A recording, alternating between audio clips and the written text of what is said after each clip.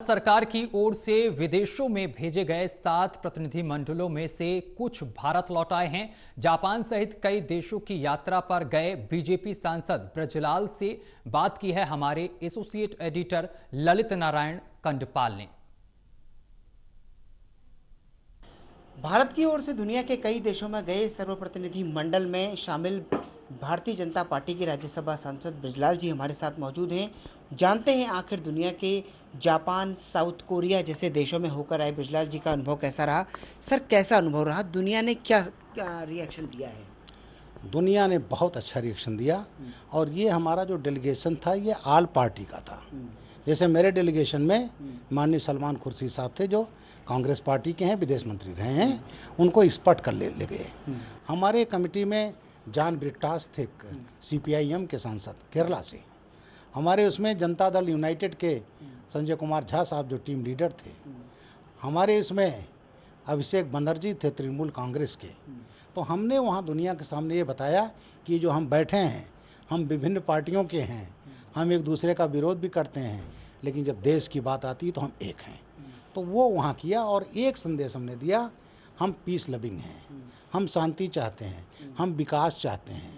और यही कारण रहा कि 2014 में हम 11वीं अर्थव्यवस्था थे और जब जापान में थे तो उसी दिन हम लोग जापान को पीछे छोड़कर दुनिया की चौथी अर्थव्यवस्था बन गए। पाकिस्तान हमारे एक दिन पहले आज़ाद हुआ, हम साथ साथ आज़ाद हुए और आज वो कहाँ है, हम कहाँ हैं। हमने बताया पाकिस्तान क्या लड़ेगा। अरे हमारा तमिलनाडु एक राज्य है जिसकी अर्थव्यवस्था पाकिस्तान से ज़्यादा है, हमारी एक राज्य की अर्थव्यवस्था।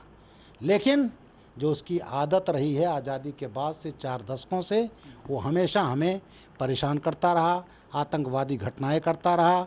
ये चाहता था यहाँ पीस ना हो, चाहे दिल्ली की राजधानी में आतंकवादी घटनाएं, मुंबई आर्थिक राजधानी वहाँ, हमारे तीर्थ स्थल बनारस, अयोध्या, बोध गया, हमारे साइबर सेंटर जो है हैदराबाद, जर्मन बेकरी किया इसने बंगलौर, मुंबई हमारी आर्थिक राजधानी, अहमदाबाद, तमाम जगह केवल एक लक्ष्य कि भारत में दंगे हों, फसाद हो, विकास ना हो, दुनिया यहाँ इन्वेस्ट करने न आए।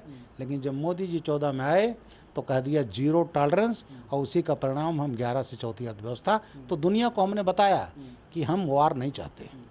और हमने जब हमारी बहन बेटियों माताओं का ये सिंदूर छीना गया, ये सिंदूर ऑपरेशन हमने समझाया कि सिंदूर क्यों रखा गया। दुनिया ने पूछा क्या है, मैंने कहा ये है, ये लाल पाउडर पवित्र है।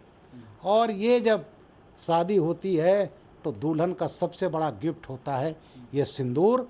ईस्टर्न यूपी बिहार में हम सिंधोरा कहते हैं। और जब हर साल करवा चौथ होता है, छठ पूजा होता है, तो इसी की पूजा होती है और सिंदूर लगाया जाता महिला को। और वहाँ पर क्या छीना गया? सिंदूर छीना गया। अलग करके उनके हस्बैंड को गोली मारी गई। एक महिला ने कहा मेरा सिंदूर तो छीन लिया और मुझको गोली मार दो। उनका नहीं, मोदी को बता देना। तो ये जो हम लोगों ने दुनिया को बताया कि सिंदूर की कीमत क्या होती है, ये सिंदूर की कीमत पड़ेगी। बहुत बहुत शुक्रिया हमसे बात करने के लिए। तो ब्रजलाल जी साफ तौर पर बता रहे हैं कि उन लोगों ने, आप लोगों ने दुनिया को ये बता दिया है कि भारत का न्यू नॉर्मल क्या है। कैमरा पर्सन मनोज कोहली के साथ ललित नारायण कांडपाल, टोटल न्यूज़, दिल्ली।